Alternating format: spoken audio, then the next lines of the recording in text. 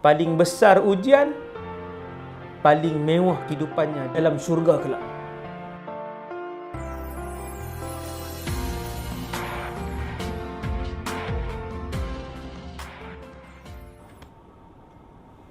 Tuan-tuan masuk perumahan orang kaya. Perumahan orang kaya-kaya kan, di semua tempat ada. Dia rumah dia tak sampai, dia bukan sampai 500-600 buah rumah, selalunya 80 buah. Bila kita masuk kawasan-kawasan perumahan ni yang kebanyakannya semua jutawan lah dalam tu. Bila kita masuk, setiap rumah seronok tak tengok. Setiap rumah tu seronok kita tengok. Sebab setiap rumah tu berbeza. Yang ni konsep kayu, yang ni konsep atas batu, bawah kayu, yang ni konsep semua unik. Tengok satu rumah tak banyak. Tuan-tuan, puan-puan sekalian, begitulah syurga. Setiap rumah dalam syurga itu mewah dan indah. Gaji sama kau ustaz, ni nak keluar dalam syurga ni kan ada tempat membeli belah dan sebagainya. Ada? Boleh tengok tajuk syurga ada dalam YouTube. Saya bukan promote diri saya, tuan-tuan. Tengoklah tajuk ceramah siapa pun tentang syurga. Macam mana kehidupan tuan-tuan perempuan pagi ni, tuan-tuan pegang ni. Rasa lah? Macam tu syurga. Tuan-tuan angkat cawan. Ada air ni. Bismillah. Begitulah akan berlakunya tegukan air di dalam syurga. Ada nafsu kan? Sekarang ada nafsu kan? Dalam syurga masih bernafsu. Maksudnya ustaz, yang nikmat-nikmat syurga ni semua ada dalam nikmat-nikmat dunia ni, semua ada dalam syurga? Ya, semua ada dalam syurga.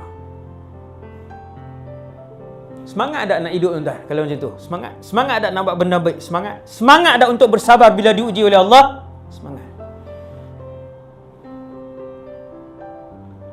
Baru kita dapat jawapan kenapa orang alim, orang soleh tak kejar dunia ni. Oh, patutlah. Sebab yang kita kejar sekarang ni akan musnah, dan yang mereka kejar itu yang ada dalam syurga. Kenderaan ada ustaz? Kenderaan. Tuan-tuan dengarlah ceramah tentang syurga. Tuan-tuan akan tengok, tuan-tuan akan tahu bahawa bagaimana kehidupan di syurga tu. Buah-buahan, kenderaan, burung, ikan. Orang yang suka dengan burung, dia tengok, ustaz, burung ada dalam syurga ustaz, burung. Orang yang gila tangkap gambar ni, dia tanya apa? Ustaz, kamera ada dalam syurga, kamera. Dia tanya tak? Dia tanya kamera ada. Kita ada. Ustaz, lagu ada ustaz, lagu. Muzik. Ibn Abbas jawab, umat Nabi Muhammad yang paling alim tentang tafsir Quran namanya Ibn Abbas. Ibn Abbas jawab, dia kata dalam syurga esok, bila kita rehat-rehat di rumah masing-masing apa semua, teringat lagu Cindai ke. Contoh dah dengar lagu tu, lagu takkan dengar sifat apa nama Asmaul Husna kot. Lagu lah, ramai dengar lagu pun teringat lagu. Pokok-pokok yang di depan rumah kita tu belaga dia bunyi lagu tu. Kita niat baru niat bunyi lagu. Rugi tak pengorbanan hak hidup ni? Tak rugi. Rugi tak nampak cawan di atas meja tak basuh, kita angkat basuh? Tak rugi. Orang yang celek akhirat, dia takkan nampak rugi untuk buat benda-benda baik ni. Jadi celek akhirat tuan-tuan, tak rugi tolong tutup suis lampu dan aircon, tak rugi. Tak rugi bongkok sekejap ambil slipper susun, tak rugi. Celek akhirat, sedar akhirat. Kita jangan cleaner ada nak suruh dia rehat. Itu bahasa orang dunia. Ubah bahasa dan pemikiran tuan-tuan. Jangan rasa rugi buat benda baik sekecil-kecil apa pun. Dia keluar last ustaz. Duk kira macam tu. Sebab sekecil-kecil benda tu diberikan oleh Allah SWT. Kemudian Syurga yang jumhur ulama ahli sunnah kata 4, Firdaus yang paling tinggi, kemudian Aden disebutkan, kemudian Ma'wa, dan kemudian Na'im. Jadi semua disebut dalam Quran 4. Setiap orang ada istananya masing-masing. Apabila mereka masuk ke dalam istana mereka, kata Nabi, orang yang paling rendah kedudukannya apabila masuk ke dalam istananya di dalam syurga, dia mendapati ada 10,000 khadam untuknya. Orang gaji 10,000. Hadis ni riwayat Imam Tabrani dan rawi-rawi dia thiqah. Orang yang paling rendah darajahnya bila dia masuk ke dalam istananya ada 10,000 orang gaji. Tuan-tuan, kita hari ni kalau ada duit, kita nak ada orang gaji? Nak. Basuh kereta seorang. Basuh kereta je. Dah kereta bukan sebiji. Di dalam syurga takkan kereta sebiji. Sultan Brunei pun 5,000 biji. Sultan Brunei 5,000 biji kereta dia. Bukan kereta kancil. Bukan kereta wira. Kesemuanya kereta mewah. 5,000 biji. Perlu berapa orang khadam untuk panaskan enjin dan basuh kereta dia sebulan sekali? Berapa orang perlu? Sebab tu tuan-tuan jangan kata, Ustaz 10,000 ni nak buat kerja apa? Tuan-tuan jangan fikir jauh, Ustaz 10,000 khadam nak buat kerja apa, Ustaz? Lah kalau kereta dia 5,000, berapa orang perlu? Nampak? Rumahnya besar, tukang masaknya ramai, tukang urutnya bertukar ganti, yang potong kuku seorang khadam. Sini je. Allahu Rabbi. Sampai bila, Ustaz? Selama-lamanya. Allahu Akbar. Dalam syurga ada binatang. Tuan-tuan, apa yang tuan-tuan tengok dalam dunia ni semua ada dalam syurga. Dah selesai. Kadang-kadang kita kata, Ustaz, duduk dalam syurga nanti bola-bola apa semua dengan TV apa semua ni. Kita duduk bayang, duduk dalam syurga semua pakai tudung labuh, semua pakai jubah, pakai serban, pegang tasbih la ilaha illallah, la ilaha illallah. Jadi tak menarik hidup. Dalam syurga tidak ada lagi yang namanya ibadah. Nampak? Solat dah tak ada, puasa dah tiada, zakat dah tak ada, haji dah tiada.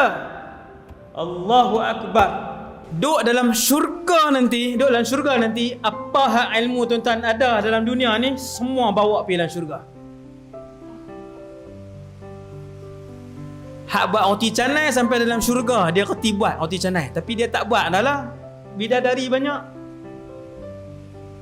pekerja pun ramai, dia tak tebak lah. Cikgu matematik sampai masuk dalam syurga, dia tahu pai tu apa dia, bukan buah peh. Algebra semua tu sampai dalam syurga dia akan ingat. Maka ceramah hak malam ni hak saya sebut ni sampai dalam syurga, tuan-tuan akan ingat insya-Allah. Mereka tidak tidur di dalam syurga. Tuan-tuan tanya orang sibuk yang kerja banyak, kalau boleh, kalau tak ada tidur, mereka nak habiskan kerja-kerja ni. Maka di dalam syurga Allah membuang tidur. Ahli syurga tidak buang air besar, ahli syurga tidak buang air kecil, dan ahli syurga tidak pun meludah membuang kahaknya. Subhanallah. Tetapi kita kena ingat, dalam syurga semua nikmat ada. Nikmat yang paling ditunggu-tunggu oleh seluruh orang lelaki ialah nikmat bidadari. Semua orang perempuan bidadari. Nabi cerita dalam hadis riwayat Imam Bukhari dan Muslim, setiap ahli syurga masuk ke dalam istananya ada 2 bidadari. Yang ni hadis sahih. 2 orang. Kedua-duanya saling berbaik-baik. Sesiapa yang ahli syurga, maka dia akan didoakan oleh bidadarinya. Ni sejak kita hidup ni. Ya Allah, mudahkanlah urusan suamiku. Ya Allah, berikanlah hidayah untuk dia beribadah kepadamu. Ini hadis. Dan ketika mana isteri yang jahat di atas muka bumi menyakiti suaminya, mengingkari suaminya,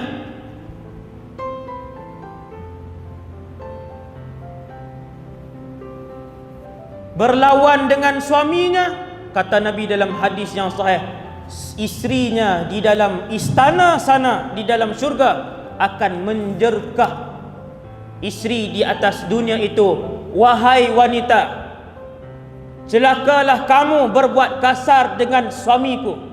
Tengok tuan, bakal isteri di sana, bakal isteri di sana dah marah dah. Yang diciptakan oleh Allah, wanita-wanita yang tidak ada ibu, yang tidak ada ayah, diciptakan oleh Allah seperti Allah menciptakan Adam alaihi salam. Kita terima umur 4. Tuan-tuan jangan rasa pelik pula, Nabi Adam tak ada mak ayah, maka bidadari kesemuanya tidak ada ibu dan ayah. Mereka manusia seperti kita, 100% manusia seperti kita, senyum seperti kita, berjalan seperti kita. Dan persamaan di antara kita dengan bidadari ialah kedua-duanya, yang suami tadi tampan, yang isteri tadi cantik, mereka hidup selama-lamanya, mereka tidak mengeluarkan peluh pun di dalam syurga.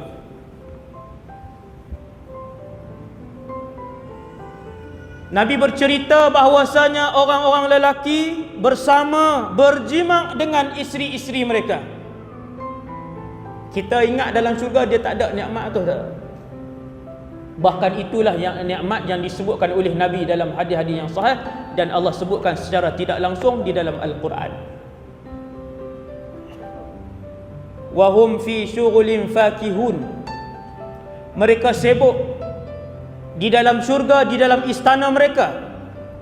Lalu sahabat tanya, apakah yang mereka sibuk itu ya Rasulullah? Ibnu Abbas mentafsirkan ayat itu, mereka sibuk memecahkan keperawanan isteri-isteri mereka. Tuan-tuan, semua nikmat-nikmat dunia Allah sediakan dalam syurga.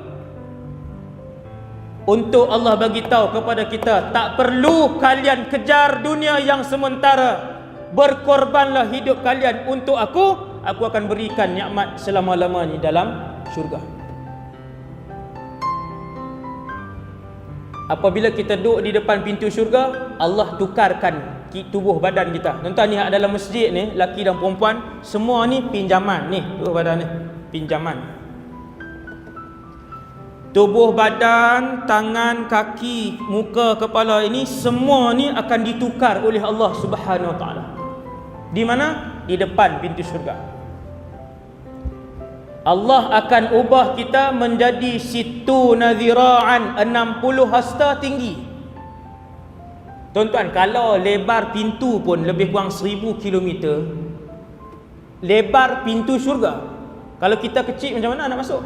Bukan macam mana, maksudnya jenuh berjalan, teruk untuk berjalan, jauh dan luas sangat.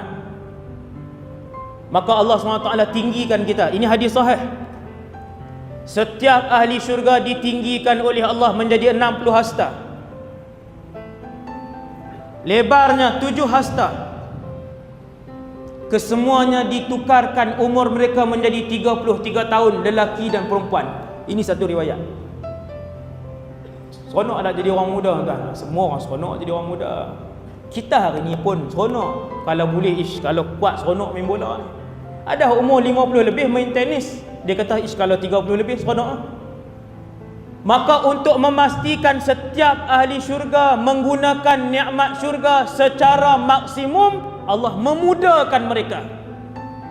Mereka berjimak sepuas-puasnya. Tuan-tuan, perkara jimak ni Nabi cerita, sehingga kan sahabat tanya, ya Rasulullah, mampukah mereka berjimak dengan isteri-isteri bidadari mereka dalam syurga sebanyak itu? Nabi kata ya, kerana setiap orang lelaki diberikan kekuatan 100 orang lelaki. Orang lelaki suka apa, tuan? Mana-mana pun kita pergi, kawan saya ramai yang AJK masjid, kawan-kawan ustaz, mesti sembang nak minta isteri sign satu lagi borang. Ustaz macam mana pun mesti kalau dah kahwin satu pun duk sembang yang tu juga, nak pasang seorang lagi, duk sembang nak duk cari borang. Sebab tu Allah ciptakan bidadari dalam syurga. Ini nikmat kalian. Berpadalah dengan isteri yang Allah bagi di atas muka bumi, bersyukurlah kerana di atas syurga sana Allah sediakan. Kita pun tanya, ustaz, dalam syurga dengan isteri juga kah? Hak isteri dunia kah? Ustaz kata ya. Alah, tak boleh ke orang lain pula ustaz? Apa punya perangai suami? Dia nak orang lain pula. Isteri yang salihah, suami yang saleh akan duduk sekali dalam syurga. Kalau mereka nak. Allah bagi istana masing-masing. Tetapi kalau nak duduk sekali, boleh duduk sekali. Sahabat tanya, ya Rasulullah, kalau kami nak anak dalam syurga, bolehkah? Nabi kata boleh. Dan anak itu dilahirkan, kemudian dia terus membesar. Kita suka anak semua kecil selama-lamanya, suka anak yang dah besar, dah boleh ni dah. Semua orang akan berehat ketika anak-anak dah membesar dah. Baru boleh berjalan, baru boleh beli peralatan rumah hak mahal-mahal sikit. Dulu waktu anak kecil-kecil, sagi pecah yang ni, koyak yang ni, kotor yang ni. Nampak tak? Maka Nabi kata kalian boleh memperolehi anak di dalam syurga. Tuan-tuan, nikmat inilah yang Allah suruh kejar, iaitulah nikmat di dalam syurga yang selama-lamanya. Orang perempuan kata, ustaz, seronoklah mereka. Orang perempuan kata, seronoklah orang laki-laki boleh bidadari selama-lamanya muda, selama-lamanya bidadari itu remaja, dan selama-lamanya bidadari itu kekal darahnya. Allah cerita dalam Quran, sifat bidadari itu ialah fihinna qasiratut tarfi. Isteri-isteri kalian di kalangan bidadari, sifat dia yang pertama ialah dia tidak pernah memandang lelaki lain. Tuan-tuan, hari ni perempuan hari ni, isteri-isteri hari ni tengok ada orang lain. Tengok. Segak kalau jadi lelaki aku. Sama orang lelaki. Lalu wanita cantik sikit, yo cantiknya. Kalau hak ni bini aku sedap ni. Ayat tak elok. Allah cerita sifat bidadari syurga, qasiratut tarf, tidak pernah memandang lelaki lain kecuali suaminya sahaja. Allahu Rabbi. Lam yatmithunna insun wala jan. Tidak pernah disentuh oleh lelaki lain. Zaman hari ini bukan tak disentuh lelaki lain, berzina pula dengan lelaki lain. Berapa banyak kes tuan-tuan, berapa banyak kes. Inna lillahi wa inna ilaihi raji'un. Orang perempuan kata orang laki-laki dapat bidadari ustaz, hebat, cantik. Sekiranya seorang bidadari ludah ke dalam air lautan dunia, kesemuanya menjadi tawar. Ayat laut jadi tawar, elok. Hadis Sekiranya seorang bidadari, kata Rasulullah, mempamerkan mukanya ke atas bumi ini, nescaya harum semerbaklah muka bumi Allah ini. Seorang tunjuk muka. Macam mana tu ustaz? Macam mana tunggulah syurga? Tuan-tuan, baru cerita bidadari. Sehingga kan isteri Nabi kata, ya Rasulullah, di antara bidadari yang hebat ini, yang mulia ni, buang air besar tidak, berpeluh tidak, buang air kecil tidak, keluarkan kahak tidak, tapi makan dengan kita, minum dengan kita, berjalan dengan kita, sentiasa muda. Lalu isteri Nabi tanya kepada Rasulullah, ya Rasulullah, di antara bidadari syurga dan wanita dunia yang mukminah, orang perempuan yang beriman masuk syurga, orang perempuan yang salihah yang masuk syurga. Isteri Nabi nama Ummu Habibah. ataupun Ummu Salamah, saya tak ingat dah, Ummu Habibah ataupun Ummu Salamah, dia tanya, ya Rasulullah, bidadari ataupun wanita mukminah yang lebih mulia? Tuan-tuan, apa jawab Nabi? Subhanallah. Nabi kata, bal nisaun mu'minatun afdal minal hur. Kata Nabi, bahkan wanita-wanita mukminah yang masuk syurga lebih cantik dari bidadari, lebih wangi dari bidadari, lebih mulia dari bidadari, dan lebih jelita daripada bidadari. Barulah kita suami-suami dunia ni kata, kalau macam tu tak apa ustaz, nak duduk sekali ya dalam syurga. Baru tahu bahawasanya isteri kita jauh lebih cantik daripada bidadari ketika mana mereka beriman dan masuk syurga, masuk dalam syurga beserta dengan kita. Akhir sekali tuan-tuan, setelah kita tinggal dalam syurga, ada makan, ada minum, ada bersiar-siar, sama macam kehidupan dunia tuan-tuan. Ada pusat membeli belah, ada pusat membeli belah yang kita akan pergi membeli belah. Di dalam syurga ada jual beli. Cuma bezanya syurga dengan dunia, di syurga semua barang yang kita nak kita dapat. Lahum ma yasha'una inda rabbihim. Allah Ta'ala kata, aku berjanji apa saja yang mereka minta aku akan bagi dalam syurga. Saya turun airport KLIA 2. Turun jumpa satu kedai. Kedai apa tuan? Swiss watch. Semua jam tangan daripada Switzerland. Paling murah berapa tuan? Taklah mahal sangat, 10,000.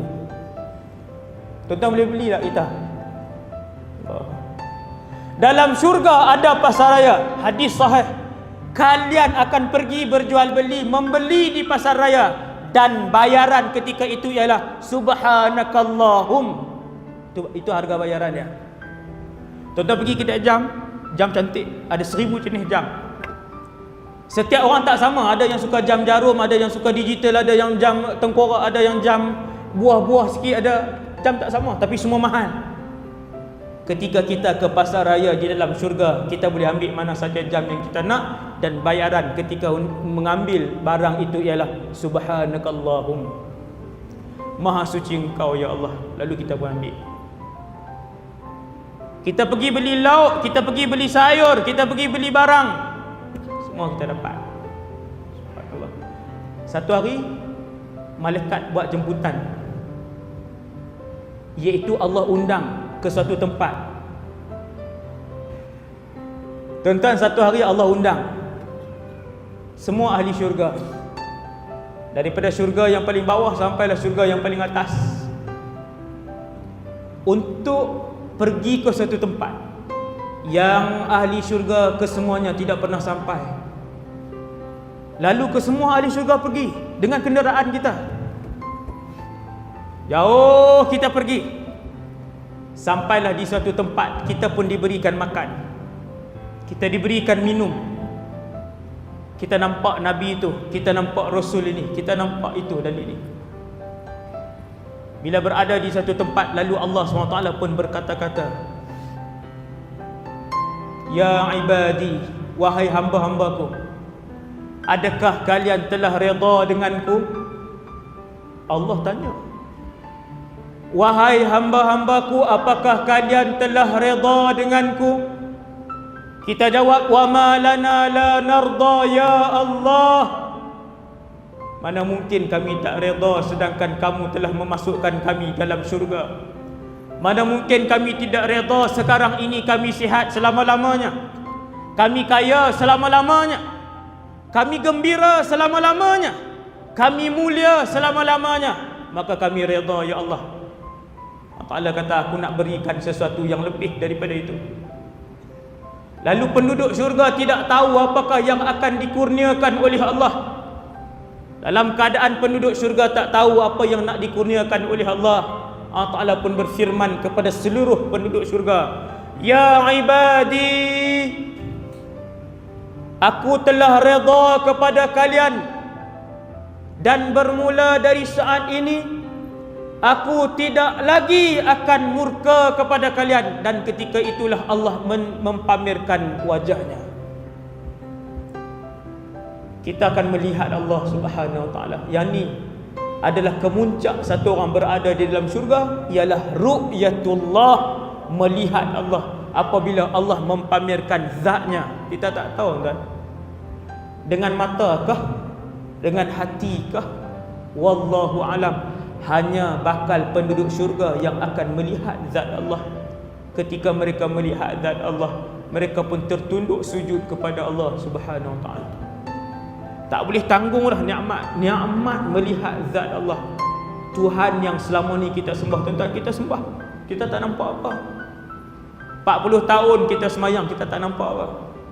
Satu hari kita akan melihat Allah Subhanahu Wa Taala, dan itu adalah kemuncak nikmat yang akan diperlihatkan oleh Allah kepada penduduk syurga. Seperti mana orang-orang beriman berkumpul di dunia pada hari Jumaat, dalam syurga juga ada waktu yang kita akan saling berkumpul dan berjumpa di antara satu sama lain. Moga-moga kita dikurniakan oleh Allah dengan nikmat berada selama-lamanya di dalam syurga.